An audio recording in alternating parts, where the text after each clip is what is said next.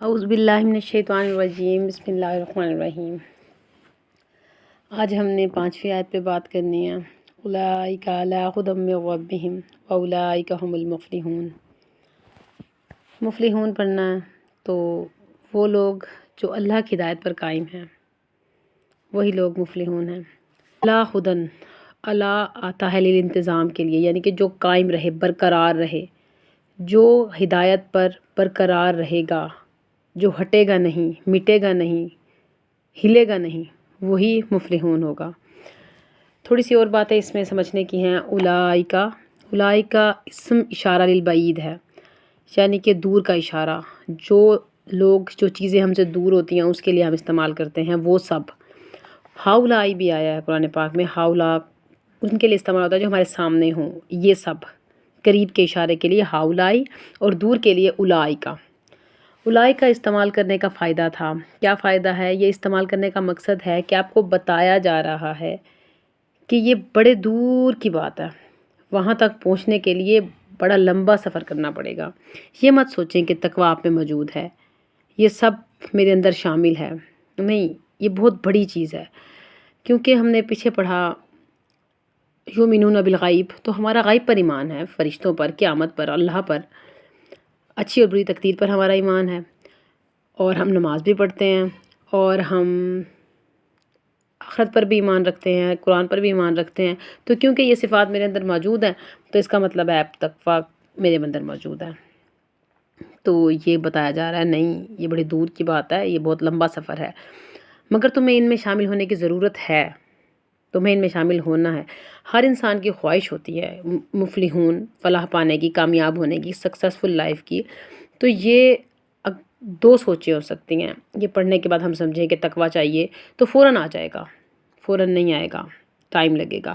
اور دوسرا یہ، دوسری ایکسٹریم کیا ہوتی ہے کہ آ ہی نہیں سکتا، یعنی کہ یہ بہت مشکل ہے، انٹینس ہے، تو یہ بھی نہیں ہے۔ ان کے بیچ کی بات ہے گا تقویٰ، لیکن اس کے لیے محنت کرنی پڑے گی۔ اور جو لوگ ہدایت پر قائم رہیں گے تو ان کے لیے آئے گا۔ اور دوسری بات ہے ھدی من ربہم، رب کی طرف سے ہدایت آئے گی۔ اصل ہدایت کیا ہے؟ جو ہمیں کتاب سے ملی تھی، جس طرح سوچنا ہے، جس کو اہمیت دینی ہے، کس چیز کے بارے میں زیادہ وقت لگانا ہے، کون زیادہ امپورٹنٹ ہے، کس پر زیادہ وقت لگائیں، کس پر کم وقت لگائیں، یہ سب چیزیں کولیکٹیولی زندگی کے بارے میں ہمیں کون دے گا؟ ہدایت ہمیں کہاں سے ملے گی؟ قرآن سے ملے گی، اور یہ ہمیں اللہ تبارک و تعالیٰ دیں گے۔ من ربہم، آپ کا رب دے گا۔ رب کون ہے؟ مالک، خالق، مالک، مدبر۔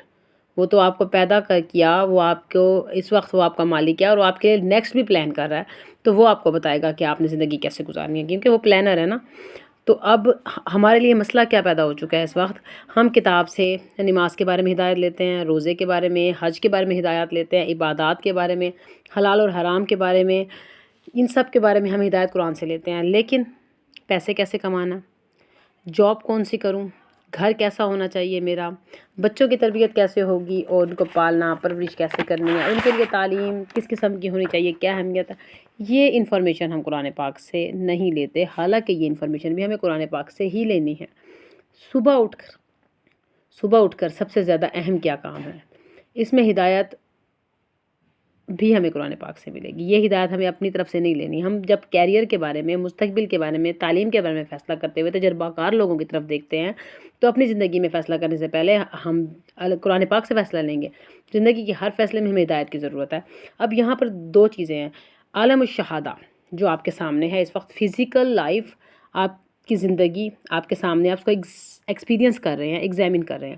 دوسرا عالم الغیب، جس کو آپ ایگزامن نہیں کر رہے، جو آپ کو نظر نہیں آتا، اس پہ آپ کو ایمان لانے کے لیے کہا گیا، اس کو سٹارٹ سے آپ کو کہا گیا ہے کہ آپ نے اس کے اوپر چلنا ہے، لیکن وہ آپ کو نظر نہیں آ رہا۔ اصل لائف، اصل سٹینڈرڈ، اصل ہدایہ ہمیں اس کے بیچ میں سے ملے گی۔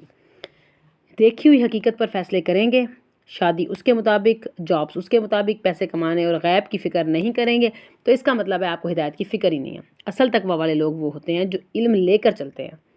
تمہیں یہ چیز دنیا میں فائدہ دے رہی ہے، لیکن آخرت میں فائدہ نہیں دے گی، یہ بات آپ کو پتہ ہونی چاہیے، تبھی آپ ہدایت پر ہوں گے۔ ایسے لگ رہا ہے کہ ہم دنیا میں اس جاب سے، اس فیصلے سے ہمیں کامیابی مل جائے گی، ٹھیک ہے، لیکن فار دا نیکسٹ ٹائم اور فار دا نیکسٹ لائف غائب کا، آخرت کا کیا ہوگا، لیکن آخرت میں بہت نقصان ہو سکتا ہے۔ ہمارا کنسیپٹ بن گیا ہے کہ جس کے پاس پیسے ہیں اس وقت، ہم اچھا کھا رہے ہیں، اچھا پی رہے ہیں، ہمارا اسٹینڈرڈ لائف صحیح ہے، ہمارا خوشگوار زندگی گزر رہی ہے، تو کیا اس کا مطلب ہے اللہ تعالیٰ ہم سے خوش ہے؟ زندگی کے اور کنسیپٹ ہیں ہمارے اندر، لیکن جب پیسہ کمانے کی، رشوت لینے کی بات آتی ہے یا ہم چپ کر کے لے لیتے ہیں، جب ہمیں کہیں پر جھوٹ بولنا پڑتا ہے، لیکن آخرت میں نقصان ہو سکتا ہے۔ اب پیسے ہیں اور ہم کامیاب زندگی گزار رہے ہیں، بہت اچھی زندگی گزار رہے ہیں، گھر میں بھی خوش ہیں، سکون ہے، پرسکون ہے، تو کیا اللہ تعالیٰ ہم سے خوش ہیں؟ یہ کنسیپٹ کس نے دیا آپ کو؟ پیسہ کمانا، خوشگوار لائف ہونا، کسی بھی قسم کی فائنینشیل ڈپریشن نہ ہونا، اس بات کی علامت یا گارنٹی نہیں ہے کہ اللہ تعالیٰ آپ سے خوش ہے۔ حضرت ابراہیم سب سے زیادہ ویلیوبل پرسنالٹی تھے، لیکن وہ ہوم لیس تھے۔ حضور کریم صلی اللہ علیہ وسلم نے غار میں ٹائم نہیں گزارا، انہوں نے پتھر نہیں باندھے۔ تو ہدایت ہے اپنی سوچ کو بدلنا، ہدایت ہے مشکل فیصلے کرنا، اپنی جبلت کے خلاف فیصلے کرنا۔ ہمارے لیے غریب ہونا اپنے مشکل لگتا ہے، لیکن اسلام ہمیں درس دیتا ہے کہ آپ کو زیادہ امارت میں نہیں جانا، زیادہ ایکسٹرا خرچ نہیں کرنا، زیادہ ایکسٹرا کمانے کی طرف نہیں جانا۔ سارا زور عبادات پر ہے بغیر سوچے سمجھے، سارا زور علم پر ہے بغیر سوچے سمجھے۔ معلومات بہت ہیں، سوچا نہیں ہے۔ ہدایت اور اسلام کی اصل کیا ہے؟ سوچیں، سوچنا بھی عبادت ہے۔ قرآن پاک میں آیا اِنَّا أَنزَلْنَا قُرْآنًا عَرَبِيًّا، کیوں مادے کی عربی میں؟ لَعَلَّكُمْ تَعْقِلُونَ، تاکہ تم اس کے بارے میں سوچو۔ ہم نے تمہیں قرآن عربی میں اس لیے دیا ہے کہ تم اس کے بارے میں سوچ سکو، زندگی کے بارے میں اس کے بارے میں سوچو۔ اچھا، اپنی عقل استعمال کرو، قرآن کے مقاصد میں یہ ہے، ٹھیک ہے؟ تو پرنسپل اور قاعدے کیوں بنائے گئے؟ مطالبہ قرآن کیا ہے؟ سوچ پیدا کرو اپنے اندر کہ تمہارے اپنے بیوی بچے اور تمہارا گھر اور تمہارا مال تمہارے دشمن نہ بن جائیں۔ انسان کی شخصیت میں کچھ ایسی چیزیں ہیں جو اندر لانے کی ضرورت ہے ہمیں، قرآن پاک اسی کی طرف ہماری رہنمائی کرتا ہے۔ اللہ تعالیٰ نے مختصر لسٹ بنائی ہے، بس آپ کے لیے اتنا ہے کہ قرآن پاک میں جہاں بھی لعلکم دیکھیں تو وہ پرسنالٹی میں اپنی چیزیں لے کر آئیں، وہ شخصیت میں لے کر آئیں، جیسے کہ لعلکم تشکرون، تمہیں شکر کرنے کی ضرورت ہے، لعلکم تتقون، تمہیں تقوی اختیار کرنے کی ضرورت ہے، لعلکم تتفکرون، تمہیں تدبر، فکر، سوچنے کی ضرورت ہے، تعقلون، سوچنے سمجھنے کی ضرورت ہے، تذکرون، تمہیں اس کا تذکرہ کرنے کی ضرورت ہے، ہیپیزٹلی نہیں بیٹھنا۔ اگر ہم روٹین میں اپنا ٹائم پاس کرنے کے لیے ڈراموں میں ٹائم صرف کر رہے ہیں، میوزک میں صرف کر رہے ہیں اور دوسری انجوائمنٹس میں کر رہے ہیں، میوزک سن رہے ہیں، تو اس سے کیا نقصان ہوگا کہ ہم تدبر نہیں کر سکیں گے، یہ نقصان ہمیں ہوتا ہے۔ اور دین کی اصل دین کی بنیادی تدبر اور تفکر ہے۔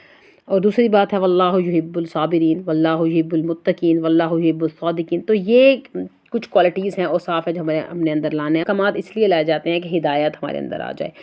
اب نماز پڑھنا مقصد نہیں ہے، نماز کا بھی مقصد ہے۔ اقیم الصلاۃ للذکر، نماز اس لیے پڑھو کہ اللہ کا ذکر کر سکو، اللہ کی بات کو یاد کر سکو۔ نماز پڑھ رہے ہیں، اللہ کی بات یاد نہیں ہے، نماز پڑھ رہے ہیں لیکن ہم ڈس آنیسٹ بھی ہو رہے ہیں، تو فائدہ نہیں ہے نماز پڑھنے کا۔ آپ مسئلہ کیا بنا کہ ہدایت ہمارے لیے ایک میک اپ بن گیا، ایک گیٹ اپ بن گیا، ایک گیسچر ہو گیا، شخصیت اندر ہے۔ اگر آپ فوراً سے کہہ کر کسی کو دیکھیں کہ دیکھیں شادیوں پہ ہم اس طرح کے فنکشنز نہیں کر سکتے، ہم آپ مسجد میں نکاح کریں گے، پاگل ہو گئے، کس طرح کی باتیں سوچ رہے ہو؟ ایسے مت کرو، بچوں کی خوشی کی بات ہے۔ سود لے کر بچوں کو ہم ایڈمیشن دلوا دیتے ہیں بڑے بڑے کالجز میں، وہ بچہ اور وہ شادی آپ کی دشمن ہو گئی، وہ اولاد آپ کی دشمن ہو، کیونکہ اس کے آپ کی غائب کی لائف پر اثر کیا، آپ کی اگلی زندگی کے لیے پرابلم کریٹ ہو جائیں گی۔ اصل ہے ہدایہ کو اختیار کرنا شخصیت کے اندر۔ ہدایہ is not a get up, it's not a make up. ہم ظاہری طور پر متقین بن سکتے ہیں، لیکن اندر کی شخصیت جب تک نہیں بدلے گی، جب سوچ نہیں بدلے گی، فائدہ نہیں ہوگا۔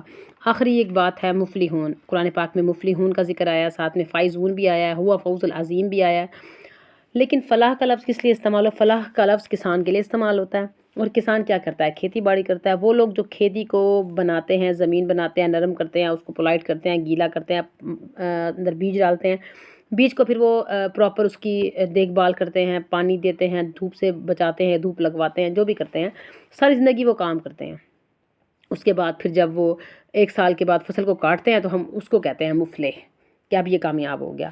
تو سارا سال محنت کرنے کے بعد کامیاب ہونے والا مفلح ہے۔ تو جس کے اندر اتنا صبر ہے کہ ساری زندگی محنت کرے، آخر تک انتظار کرے کہ وہ مفلح ہو، وہ ہوگا مفلح۔ جس کے اندر انتظار نہیں ہے، جس کو بہت جلدی پڑی ہوئی ہے کہ جلدی سے مجھے اب کامیابی کیوں نہیں ملی، اب تو میں قرآن کی طرف بھی آ گیا پھر بھی مجھے پرابلمز ہیں کیوں، مطلب وہ مفلح نہیں ہو سکتا۔ ہمیں اللہ کی بات ماننی ہے، اس پہ رلائے کرنا ہے، تو یہ نہیں ہے کہ اب ہماری زندگی آسان ہو جائے گی، اور بھی مشکل ہو جائے گی۔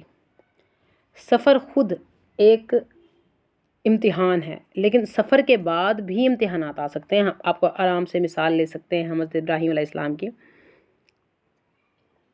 حضرت ابراہیم علیہ السلام کو حکم ملا کہ آپ اپنی بیوی کو لے جائیں، سفر میں سے گزرے، صحراؤں میں سے گزرے، وہاں پھر امتحان ختم نہیں ہوا، وہاں پر اکیلا چھوڑ کے آ گئے، ایک اور امتحان، اور بھی سخت امتحان۔ اب وہاں پر اکیلا چھوڑ گئے آ گئے ہیں تو وہاں پر اب بچہ پیاس میں ہے، اس سے بھی سخت امتحان۔ اب بچے اور ماں کی جدائی پر کام ختم نہیں ہوا، امتحان در امتحان تھے۔ تو عام طور پر ایسا، یہ توکل کی کہانی ہے۔ ان الذین آمنو، جو ایمان لاتے ہیں، ماں اللہ تعالیٰ ان کے ساتھ ہو جاتے ہیں، ٹھیک ہے، وہ اکیلے نہیں اپنے آپ کو فیل کرتے، آخر میں اللہ ان کے ساتھ ہے۔